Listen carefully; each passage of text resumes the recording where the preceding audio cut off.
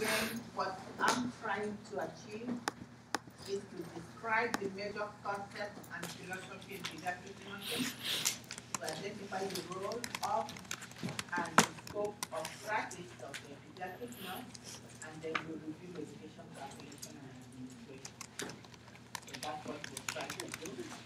And so for that scope, as I said, is from 0 to 21.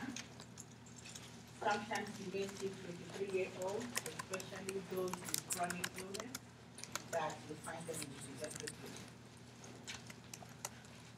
So we look at that as a continuum from birth all the way through adolescent age, all the way to early adulthood. And we do it by professional care and using the family-centered care. So, for that family-centered care, what it is simply is that they are in pediatrics, we value the input of the family members. We see them as very valuable, and we see them as experts in the care of the particular child. In that they live with the child, they do everything with the child, they raise the child, and they know the child. When the child, any cry that the child has, the parents or the family members, they know. And because of that, we need to be supportive of them, respect them, and encourage them to be part of the child's care. We'll also, as a pediatric nurse, you need to identify the strengths of the particular family and build up on their strengths as you educate them or as you involve them in the care of the child.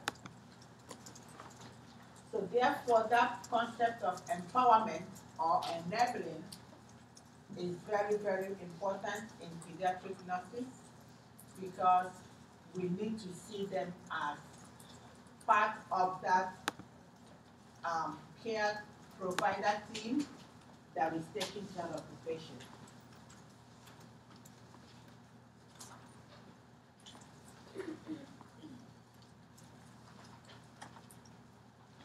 Another important concept in pediatrics will be that traumatic care. For that traumatic care, what we are basically trying to do is to provide that care to that child to maintain that optimum level of that child with minimum stress or upsetting that child, with minimal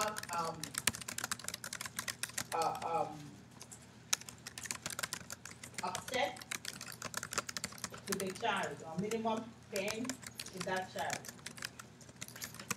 So in doing that, we would like to remember that the child is coming into the hospital, maybe that's their first encounter with any healthcare provider.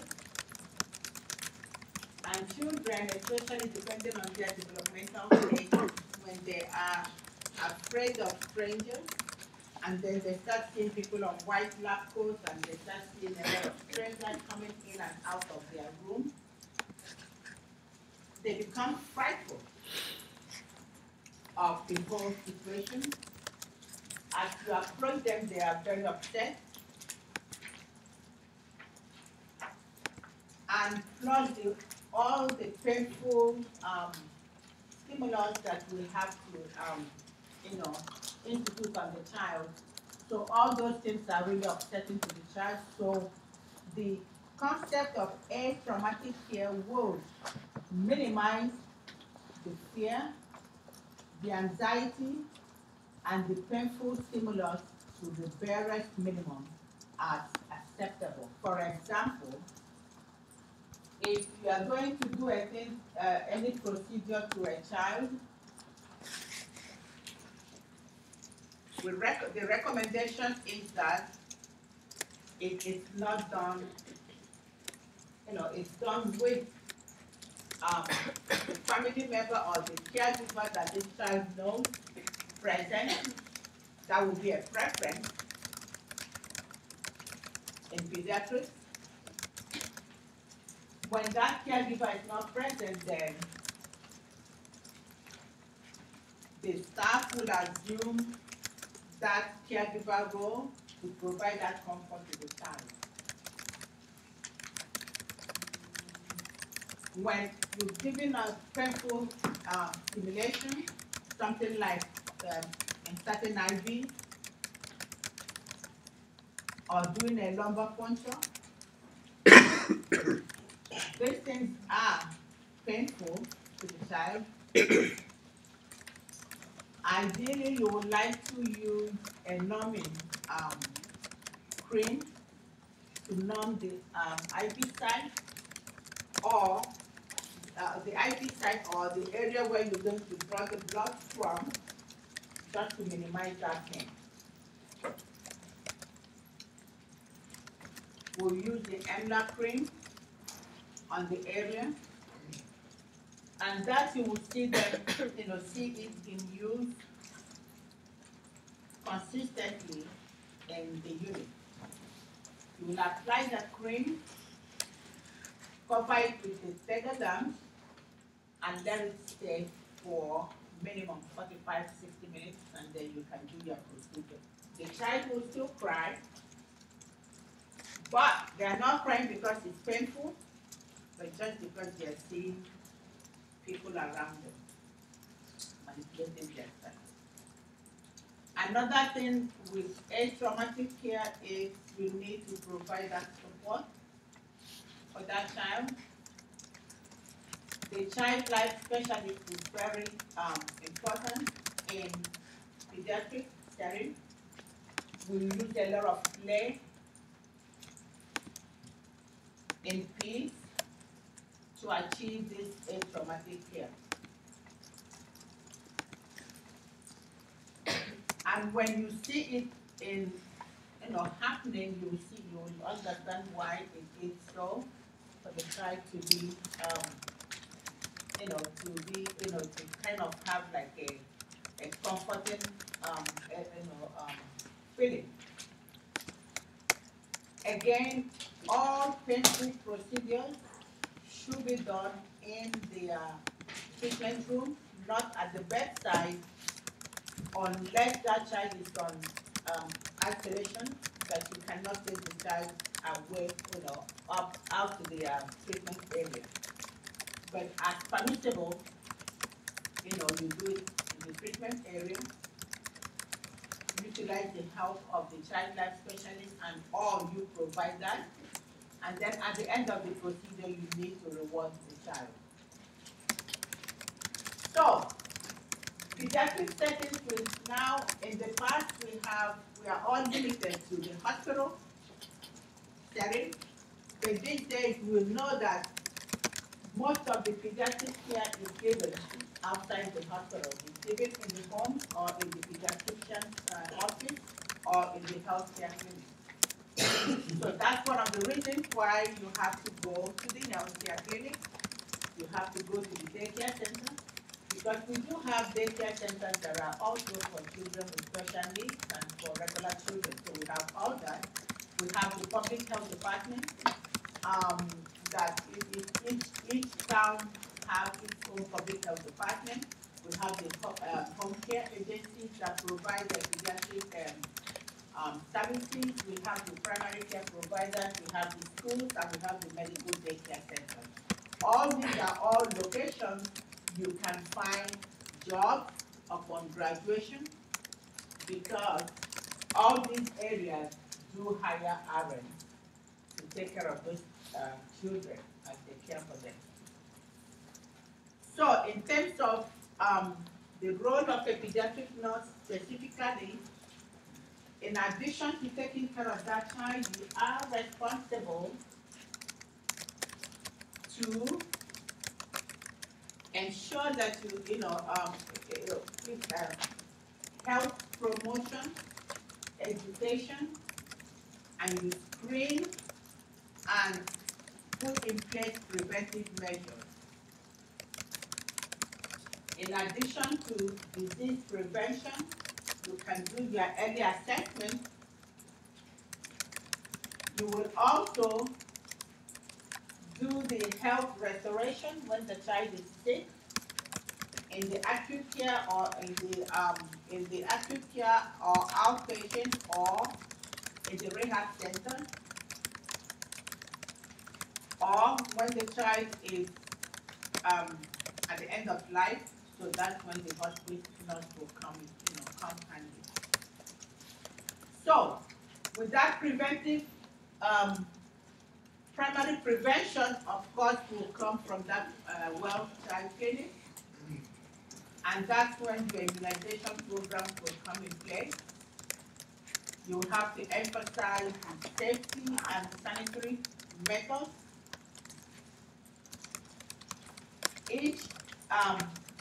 During that, all these are something that is preventive, is the primary care, in the sense that you are preventing injury and or disease.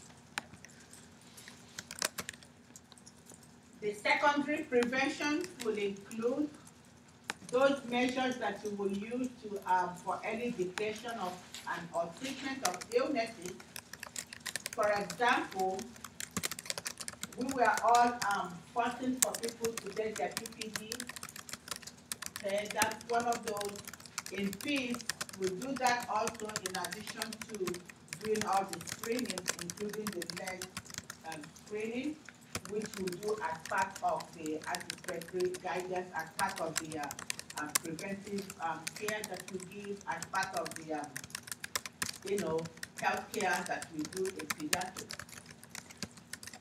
Now, for again another secondary thing that we will do that helps us in the prevention or spread of infections will be those transmission-based isolation techniques, namely the contact, the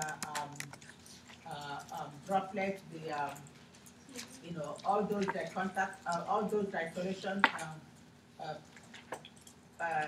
processes, in addition to the standard precaution which you have to observe for every individual, young or old. And then our good friend hand washing technique. Okay. We'll use the alcohol gel, but there are certain patients where you cannot use alcohol gel. Which one of those? Yes. CD. Alcohol gel does not work with CD, so you better wash your hands. What I see people do a lot, they come, they carry their bag, they put it on the floor. And then you pick up that bag, it goes on your shoulder, it rubs on your dress, and you are walking about with those friends that you didn't come to that clinical area with. If you're in my clinical group, I catch you putting your bag on the floor, you are in trouble. Because you have no right to bring any friend home. Okay? Just leave them where they let that sleeping dog lie there. Okay? Not you taking them. For us, also early intervention programs in pediatrics can be done, the Head Start program. All they're doing is screening and to identify problems. Some of those things will be in your newborn screening when you do your OB. They will identify any problems, and then all the hearing screening. They will do all those things and follow up on the patient. Again, tertiary prevention will be those management of conditions. What you are trying to do is to manage that particular existing condition to make that person's life manageable. For example, a child who has asthma, you put in place all the asthma protocols for the child. Or you have children in special education. Again, you know that every child, regardless of their cognitive level, they are entitled to education. So you see some of these kids when you go to places like A. Harry Moore School in Jersey City or the Blackman School, you will notice some of those kids there that you will think that there is, there is no cognitive activity out there, but they go them to school every day because by law we have to educate those kids. So, for our immunization schedule, every year, the Advisory Committee on Immunization practices the ACIP, which is a branch of the CDC, releases their immunization for the year. For the year 2013, they released that thing yesterday, and I just printed it out. And with all that, they have changes they will make on the immunization schedule. For this year, they kind of changed the name. Instead of saying immunization schedule from 0 to 6, and then from 6 to they changed it and they just gave it childhood immunization period. And then now they are adding like global immunization, which some of those are not even out yet. They have like a temporary release because it just came out yesterday. But every year they have that, and I will send you to the CDC website to find out what it is that they are doing. But generally, immunization will start at birth. Hepatitis B will be given in the nursery or as soon as the child gets home. And then they will give do a second dose at 1 month, between 1 month and 2 months of age. And then they'll do the third dose after 6 months. Now, all the other immunizations are the rotavirus, the DPT, the Haemophilus influenza, and the pneumococcus virus, and the oral polio. All of these are given minimum age. You can give this immunization 6 weeks of age. No child earlier than 6 weeks can receive that.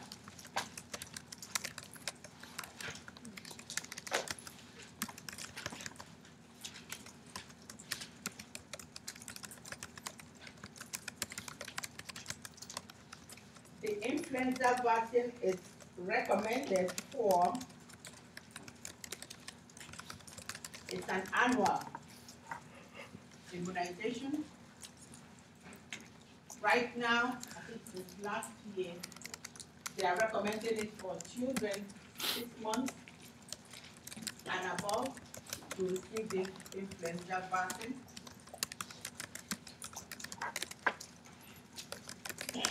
The measles, mumps, and rubella is 12 months of age.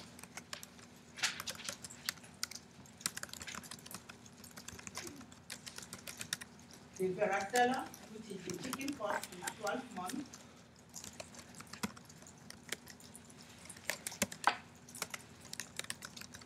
Hepatitis A is another 12 months. The human papillomavirus, the HPV2 is only given to female adolescents.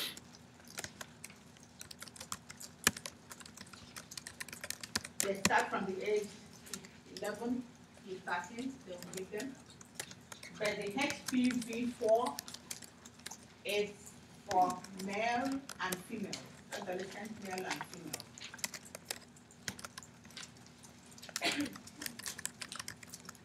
And then the last will be the meningococcal immunization.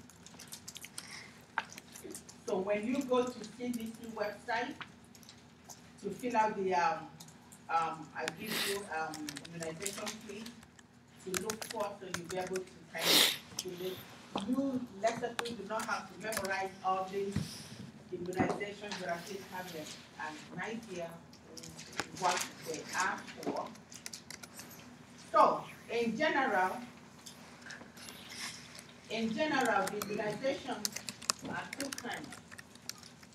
The live immunization or vaccines that have live organisms, and these are those ones that will confer up to 95% protection by giving a singular dose. By so doing, you do not need a booster dose like you would for the other inactivated vaccines, the ones that are not live. Something like measles, mumps, and rubella, varicella, or the nasal influenza, you just don't need to do a repeat in 2 months or so. The inactivated ones, although they are favored because they have lesser side effects, but to confer immunity on a child or an individual, you need to give a repeat. You need booster doses. And those will include the polio, the DPT, and the influenza vaccine. To administer the immunization, you need to administer it to young children because we are dealing with kids, starting from immediate newborn for that hepatitis B vaccine, or from the age of 6 weeks for things like rotavirus, DPT, and all that.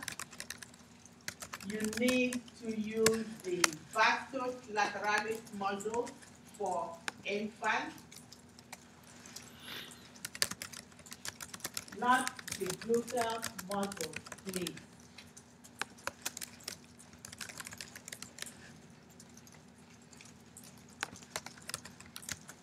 Children,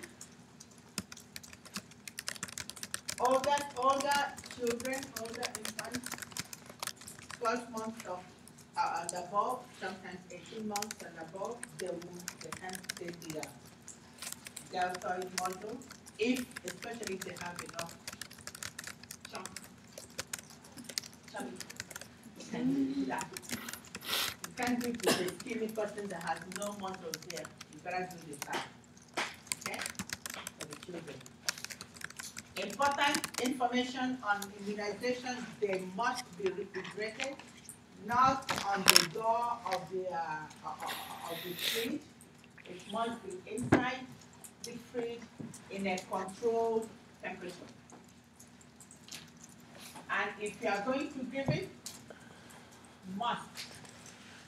you must check the expiration date. You must check and document the lot number.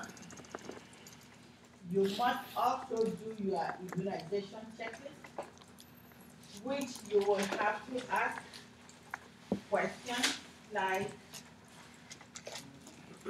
if the child is sick or the child has any allergies to medication and all that, you kind of ask the parent that, or any kind of illness or any kind of immunization the child has received in the past, few weeks, or if any blood transfusion and all that, you just like as part of your assessment, just to make sure that that child is okay. And then when it's given, they have to sign a consent in order to get that immunization. typically, side effects for the immunization is just maybe low-grade temperature, some, minor, discomfort on the site that was given. And for that mild temperature, or that, soreness on the side, the physician can just say to the mom, give Tylenol, maybe 1 or 2 doses, that will take. It is okay and it is acceptable to give multiple immunizations during a visit. So that, in other words, the child cannot just come to the clinic to receive just one immunization.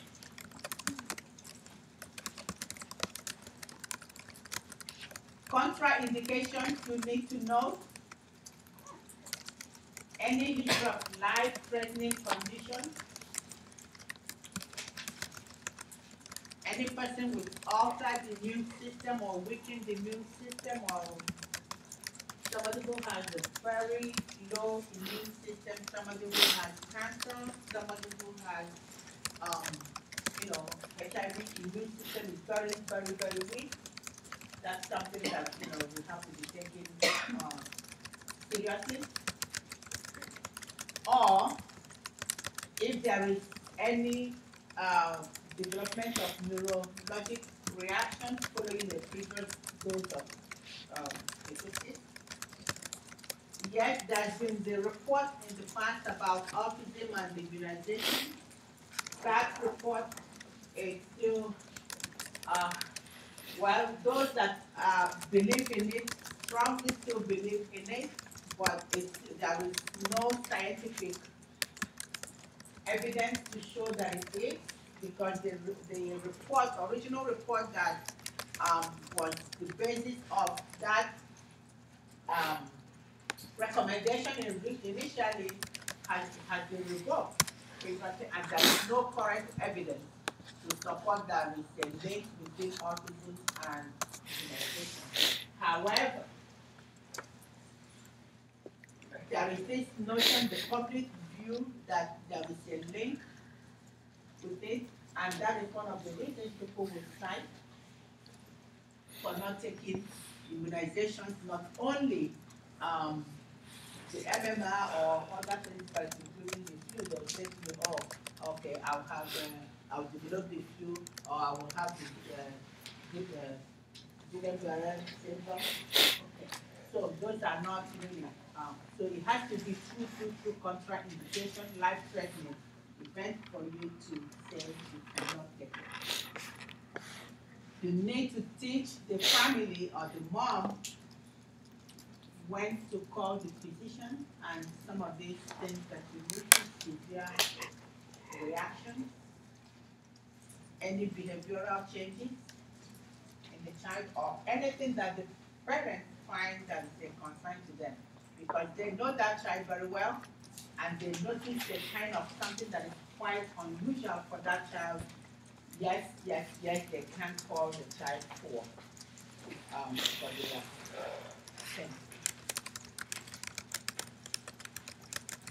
Any questions on the immunization? Any? Okay. So, some of the pediatric issues that we see every day would be the number of uninsured people, children, especially the families that their jobs do not cover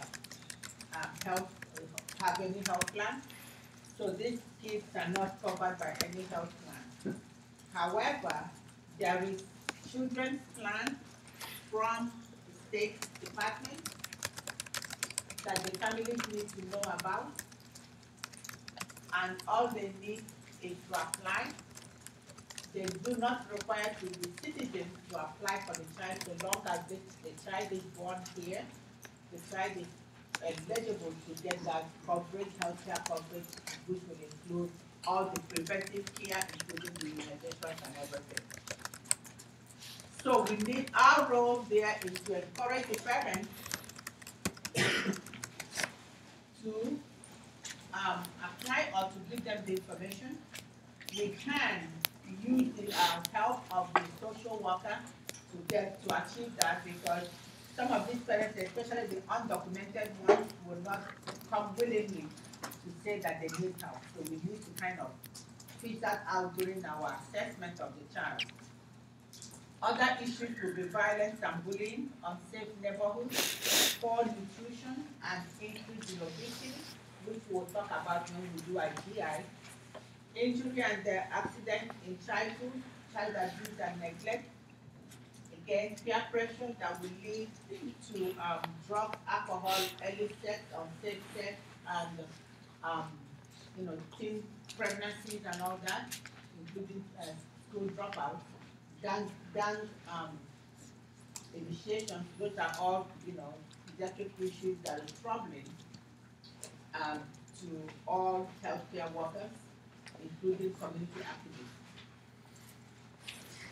So that brings us to those factors that can affect the child's health.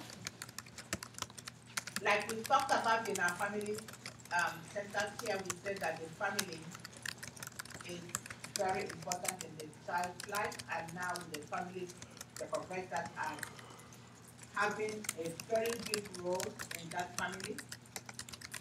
Parental role is very key, and studies have documented that parents who are involved in their kids, especially in their upbringing, including the teenagers, when during that peer pressure event, those families, those kids stay closer and they stay out of trouble most of the time.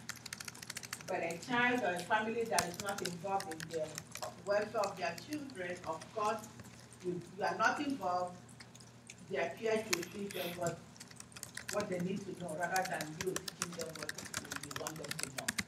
And that has a huge impact. So the role of the parents, you cannot negate it, whether the child is sick or whether the child is not just Another thing will be culture, their beliefs and practices. Culture is not only limited to your ethnicity. This class is a culture of its own. The group, students, is a culture of its own, and you have your own dynamics of the culture of being a student or being a nursing student. There is a culture of adolescence. There is a pop culture. There is all that culture. So everything comes under culture, and which can have an influence on that person's behavior. Okay? So we are not only limiting it to ethnicity or your race, because the type of culture you belong will kind of influence your behavior or your attitude to healthcare. Okay, so these are some of those cultural things that can happen. Socioeconomic status, of course, will be part of that, or your health beliefs and practices can influence your health, your lifestyle, nutrition. If you open up the slides from the book, you can take your notes on the side. They all have it there. If you have the slides that I posted, but this is just abbreviated, so that one is like the whole thing. Okay. So if you listen, make your notes, point, make your notes. Okay. So again, these are things that can affect, health status, your lifestyle. You include all this information. In your PowerPoint regarding clinical prep, I have the whole note on communication with parents. So again, you have to build your communication skills from your communication class, and of course, these are just the direct steps to go through the communication. But for us, in communicating with children, you have to base that communication on their developmental level, and we have to maintain trust. We have to give that child choices, and the choices that we're giving better be those choices that we know we can live with. We say, would you want to take your pills with water or apple juice or specifics? And you know that when you say that, you better have water and apple juice that you can offer, and not when the child says, oh, I want apple juice, and you go, ah, that does not work. It's not right. Okay. So avoid medical jargon and involve the help of the parents as much as we can.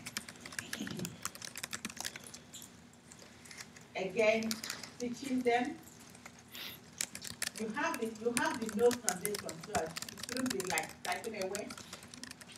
You have it already from the previous slide. I just dumped it here. Teaching them, your goal would be to first of all assess their level of what they know, identify their strengths, and then zero in on those specific areas and things that you really want them to know. Okay? Because you have to teach them and you have to evaluate what you taught them. Teaching is not, that you have to also, evaluate what you taught them first, and then you need to document what you taught them. Because if you didn't document it, at the end of the day, you did not do any teaching. And that's the way it is. Once it's not documented, it was never done. Okay. So again, your assessment will not, you do gather all the assessments, but in doing that, again, remember your history taking is part of your assessment. You gather their history, all the history that will include your developmental history, your family history that will include, prenatal period, what the child is able to do, include the family resources also as you gather all your information. And again, you start your general assessment on your patient. For us, we kind of go out of sequence in Peds because you would like to kind of make sure you get everything done. Do your respiration first at any given time, followed by your heart rate, and then you can listen to the breath sound. So count the respiration and heart rate for 1 full minute. Okay. Blood pressure we can do in the arm, wrist, or we can do on the leg. And to do your blood pressure, you know that you need to select the appropriate cuff for that blood pressure cuff. And how do you select that? Not the ones in my clinical group. Not the ones in my clinical group yesterday. Any other person. How do you select the appropriate cuff? Anybody? Any take? Yes. I'm measuring the arm. Okay. All right. Did you guys share her? You need to measure that whichever extremity you are using, you need to measure it to make sure that you have the adequate cuff. Otherwise, if you have too big or too small of a cuff, you are not measuring the blood pressure.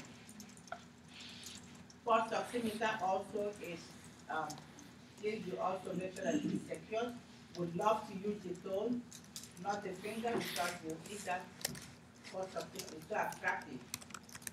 So you use the toe and then you cover it with a sock. Make sure you're using a nice and warm extremity. Of course, pain is a key vital sign. You need to do that. And then you do your other measurements, head circumference and chest anatomy. This also you have to cover this in your OB, newborn assessment. You do that. We like them to hop on the scale, and we like to measure their head circumference as part of our evaluation because we want to keep track of that. Other areas will be the skin, the head, and other sides. You just have to do systemic-wise the same way you did your head-to-toe assessment. This is just like a quick refresher, things that you have to look for.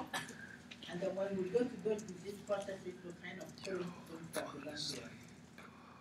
We need to inspect the mouth and the, and the breath and heart and the skin perfusion and all these neural changes. So, for again, the child in the hospital, hospital like you said, is very, very careful for them, so they can respond to it in any way. So, we'd like to minimize, again, this is summarizing everything we said before in the beginning. As part of the concept of family-centered care, you need to, minimize separation and look at that child from their development point of view. Okay? Look at how the parent is reacting, especially on the newly diagnosed child, because it can, that child's illness can affect everybody in the family. Okay? So, for a child that is hospitalized again, what are you doing? This is to not that care of the child, and these are the areas that you can admit that child into. You can see the child from the ear or from the pediatrician's office. You can admit the child on the regular unit or in the intensive care unit, or you can send the child to a rehab or to home. That child that needs to be in isolation, that's another issue on its own that you have to be cognitive about, and you have to kind of think about their developmental age and what they're supposed to be doing, because this child also cannot go to the playroom because they are in isolation. So again, you prepare the child and you maintain safety. Okay. You will also give your care, or you also utilize the play.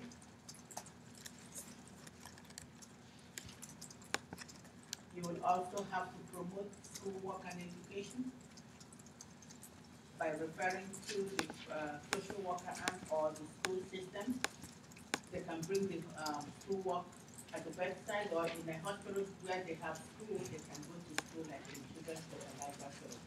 They have part of school there.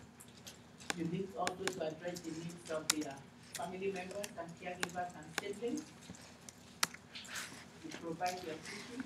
So if you look at that, the whole book, you have a long list of what the pediatric nurse can do for the patient.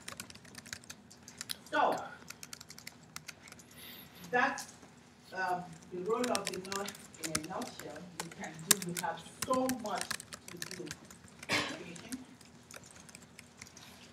including giving medication. And for us in particular, giving medications, we have to make sure that we give the correct dose. Infant child dose is different from adult dose. And for us, for the purpose of this class, we are only doing the weight, use the weight to calculate the dosage.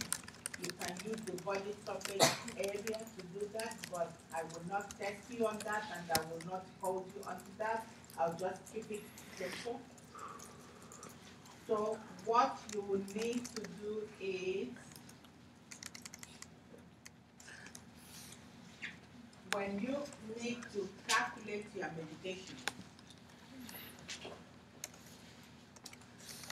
what you need to do is this. Number one step, identify that child's weight. How much does this child weigh? If the weight is in pounds, you must convert it to kilograms. So you need to convert the weight to kilograms. So for the example we have here, the child weighs 44 pounds. Another thing you need to consider that is a must will be the pediatric dose parameter, or which can be simply stated as the recommended dosage, which is different from the ones that the physician ordered. The physician dose is different from the pediatric dose parameter or from the recommended dosage. In our example here, the physician has ordered suprasulfacetamine 80 milligrams POQ12. So when this order says POQ12, how often are we going to give it? Twice a day. How many? We give it twice a day. Okay.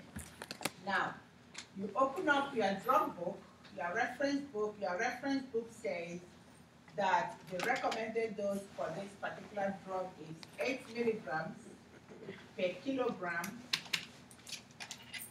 in a single dose or 2 divided doses per day. So meaning I can give it once a day, or I can give it twice a day, or give it like Q12 as the physician has ordered. So we determine those two. Now we look again, what did the pharmacy supply? So in this particular instance, the pharmacy has supplied 100 milligrams in 5 ml of oral suspension. That's the strength we have at hand. So now, the question for you is this dose within the safe parameter for the child? Yeah. How many milliliters of sucrose would you give per 4. dose? So now you have to kind of put in your numbers.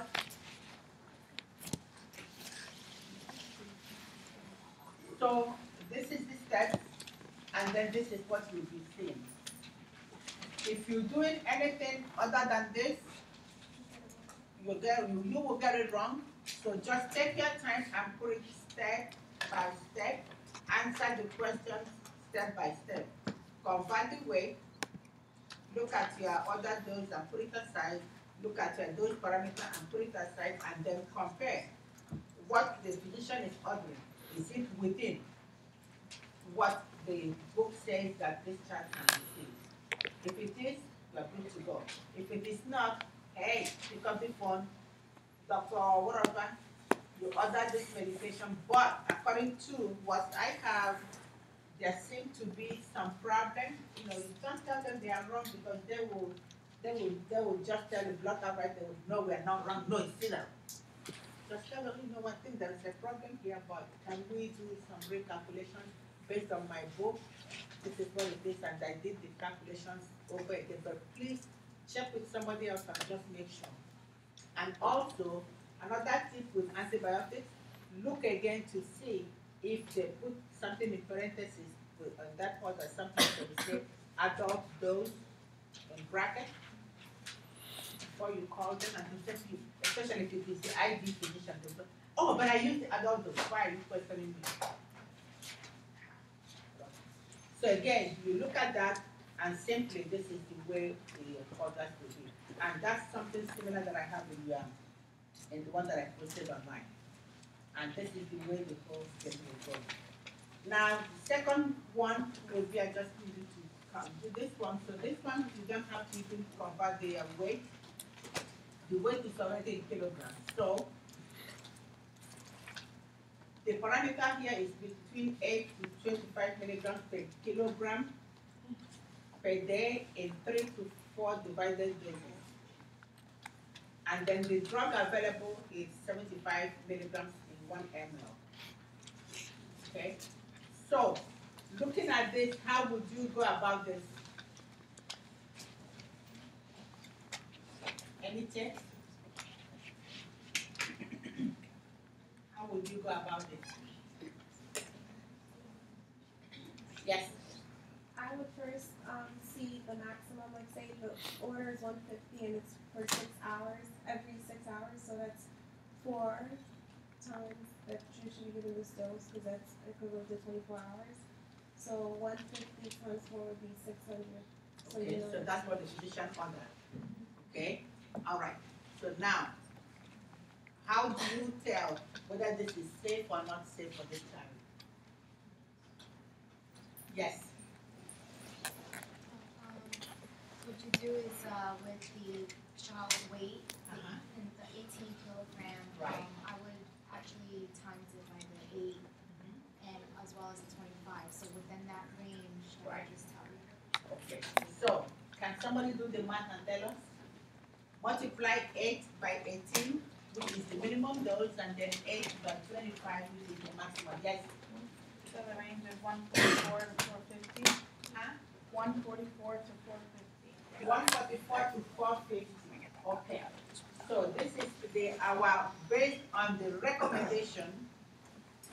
The child can get up to 150. Yeah. 144 milligrams minimum to a maximum of 450. Okay. So now you put that aside. Now looking at what your physician ordered. What the 600. physician ordered, is it within the safe parameter for this child? No. No. Can you give this medication? No. So now you just pick up your phone and tell them. Okay? So, but in real life, somebody would just say to the the physician ordered is there for it must be accurate. So, and then he goes, well, the pharmacy, the medication came at 75 milligrams for 1 ml. They draw up the 75 milligrams for 1 ml to equal the 150 and give to the child. That's a medication error. Okay, so that's the point I want to make in this. And because we can see those errors and you identify it, yes. Just to clarify, the pediatric parameter, that's for what you can get for the entire day, right? That's like telling you how much, like the safe dose for the entire day. Okay, the safe dose, you have to read it completely. Like this one says, it's 8 to 25 milligrams per kilogram per day, okay? And that's your 24 hours. However, this 144 to 450, you can give it 3 times or 4 times a day, but regardless of how you gave it, it has to equal maximum 450. Yes.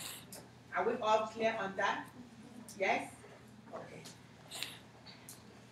Any more? Any more? Yes. Okay, in the practice, there was like a discrepancy when it came to rounding the kilograms. Like for some of the questions, it's like it was rounded to the, let's say 18, or it was rounded to 18.2 or 18.25. So what do we go by? What I want you to do here when it comes to rounding, again, keep it simple, because what I gave you on those practices is something actually you will see in real life. For the practice of testing in this class and for what you do in the next 5-10 minutes, round it to the nearest whole number. Meaning, if it is 18.2, just leave it as 18. If it is 18.3, leave it as 18. 18.5, leave it as 18. But show me what you are doing. Wait, 0.5 go round up? No. Don't round up. Don't round up. Don't round up. This is exactly, guys. Okay? This is big. We don't up, rather we. Okay? This is big, guys. Okay? For an adult, Don't round up. Just don't round. you can afford If it's to know 27.9, it's 27. but not for a child. Okay, so you kind of just leave it. If it is 14.9, leave it. Okay, just for the sake of sanity, just leave it. No round up, just give me the whole number. But write that one. It's just 1234. All right. So, any more questions before we close out this? So he goes so high. And then again, I The hell told is you this to kid? remember your compassion.